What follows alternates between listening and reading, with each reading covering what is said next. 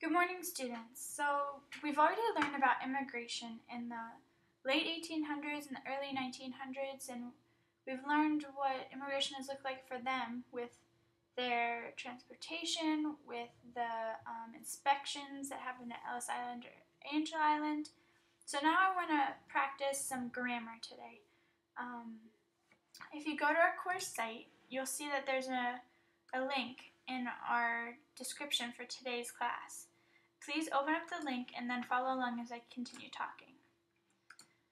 So we have this writing workshop where we're going to learn about how to write an expository essay. Now before we start, I want to practice our skill set. So please click Getting Started so that we can get started. Awesome, you're all there. So today we're going to practice these SMART quotes, as they call it, or using quotation marks in the right places. Now, does anybody know when we use quotation marks? We use it if somebody says something and we want to make sure we differentiate between what they're saying and what the writer is saying about them.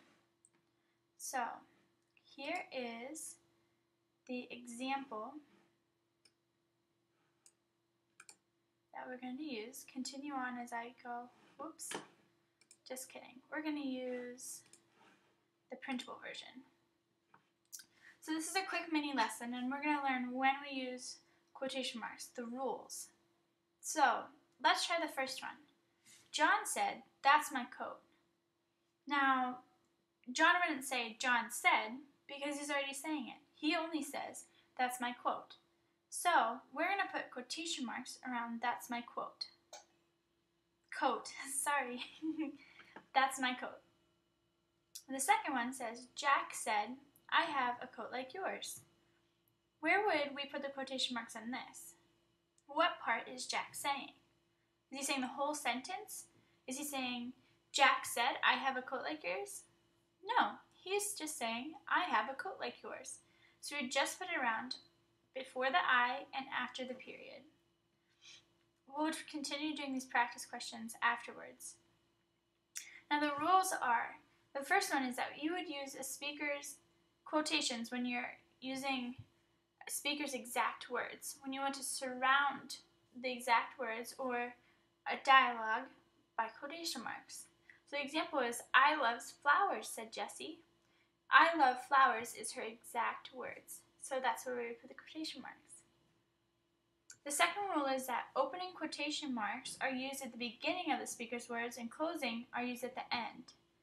There's a little bit of a difference between the opening and closing in some fonts, so you have to make sure you use the right one. Next, we have commas and periods. Now when people say something, sometimes it ends with a comma and sometimes it ends with a period. Look at the example. "I like chips," said Millie. "I like chips," said Millie is the complete sentence. So if we said, "I like chips, period," said Millie, it would close off that from being a complete sentence. So, because "I like chips" is only the first part of the sentence, we're going to put a comma there. Jason replied, "I love pretzels."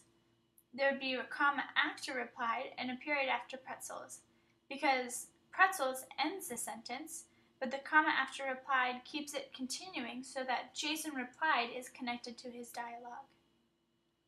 The fourth rule is that we would use a comma to introduce quotation after a dialogue tag. We just explained this, but after Tyler replied, we always put a comma and then quotation marks, marking what part is his exact words or the dialogue. The fifth rule is that if a dialogue is split, or we could say separated, then we would use quotation marks to surround each of the exact parts of the dialogue.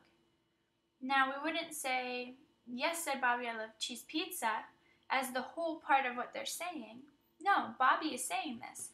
So you'd say, "Yes," with quotation marks before the yes and after the comma, "said Bobby," comma, quotation marks before I, just to mark that we're again starting what he's saying. "I love cheese pizza," period, quotation marks. These are all important tasks to remember, or rules, We need to remember where the commas, the periods, and the quotation marks go. The last rule is that if a quotation is not split or separated, don't close the quotation mark until the speaker is finished. So for example, if the speaker says numerous sentences, you wouldn't put a quotation mark before and after each sentence. You would just put it at the end of the whole complete phrase or the whole dialogue, all the words that the speaker is saying. So now, go back to our course. Let's open up quotation mark practice, and we will be using it to practice on the smartboard using quotation marks. After we're done, I do want you to come back to this page, the workshop, and go through by yourself on the workshop. You'll go through pre-writing and all the steps involved in pre-writing. You can see there's 3 tabs. And then you'll go through the next one, the draft. Now today, I just want you to go through pre-writing and the draft. Tomorrow, we will pick up from where we left off, and then we'll finish with reviewing and publishing in the 3rd day. Let me know if you have any questions.